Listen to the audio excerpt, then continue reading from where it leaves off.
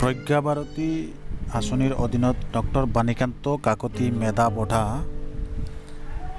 2024 বৰ্ষৰ মেৰিট লিষ্টখন আহি গ'ল।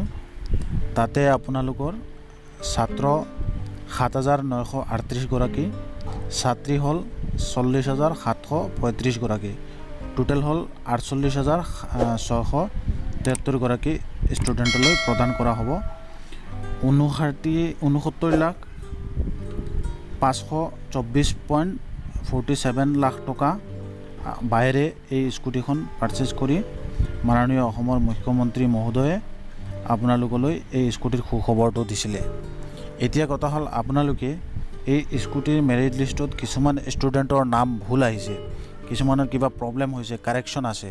তো কাৰেকশ্যনৰ কাৰণে আপোনালোকৰ কাৰণে এই যিটো পৰ্টেলত আপোনালোকক দেখুৱাই আছোঁ তাতে এটা ইমেইল আইডি প্ৰদান কৰা হৈছিল। এই ইমেইল আইডিত ডিটেইলছখিনি দিয়া আছে। এই ইমেইলত আপোনালোকে মেইল কেনেকৈ কৰিব পাৰি আজিৰ এই ভিডিঅ'টোত মই দেখুৱাইছোঁ। আহক চাই লওঁ কেনেকৈ মেইল। ডাইৰেক্টৰ অফ এডুকেশ্যনত আপোনালোকে কেনেকৈ মেইল কৰিব পাৰি এই বিষয়ে আজিৰ এই ভিডিঅ'টো আপোনালোকক দেখুৱাইছোঁ। যাৰ যাৰ মেৰিট লিষ্টত নাম অহা নাই বা কিবা প্ৰব্লেম হৈছে, মেৰিট লিষ্টখন দেখিলে তাতে আপোনালোকৰ কিবা ভুল আছে বুলিয়ে দেখি আছে যে মোবাইল নম্বৰ ভুল, নেম ভুল, সেই ছিষ্টেমতে এই এপ্লিকেশ্যনখন লিখি পেলাই আপোনালোকে মেইল কৰি দিব। লগত আপোনাৰ ছাপোৰ্টিং ডকুমেণ্ট যি আছে, কি কাৰেকশ্যন আছে, কি ভুল হৈছে এইখিনি মেনশ্যন কৰি কিবা যদি ডকুমেণ্ট দিবলগীয়া তাকে এইখিনি দি পেলাই আপোনালোকে এইটো মেইল কৰিব লাগিব। তেতিয়াহে আপোনাৰ এইখিনি কাৰেকশ্যন হ'ব। যিহেতু এই অপশ্যনটো দিছে আপোনালোকক আগত দেখুৱাইছোঁ, মাননীয় শিক্ষামন্ত্ৰী মহোদয়ে ফেচবুক পেজত তেওঁ এই মেছেজটো এখন টেমপ্লেটত দিছিলে, সেইকাৰণে আপোনালোকক দেখুৱাই আছোঁ। তো তাতে এই এপ্লিকেশ্যনৰ ফৰ্মেটটো মোৰ হোৱাটছআপ চেনেলত দি দিম।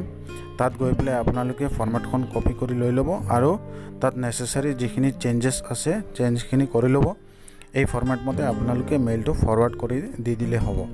আৰু এইখিনি বস্তু ভালকৈ লিখি দিব, ক'ত কি ভুল হৈছে বা কি কাৰেকশ্যনৰ বিষয় আছে।